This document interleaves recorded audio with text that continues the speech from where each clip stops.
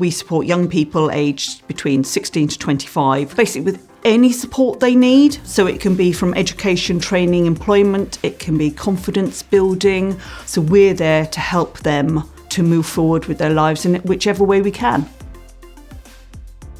As housing officers, we could have written the most amazing course that we thought possible, but actually was missing the mark. So by working with our colleagues in the youth services, it's actually made a course that's impactful and actually listening to the voices of the young people.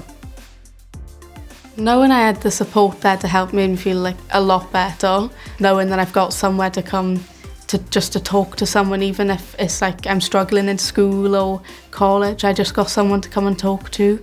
Before I worked with the youth service, I had actually slept like on the street a few times. So since I've worked with youth service, I haven't even thought about doing that.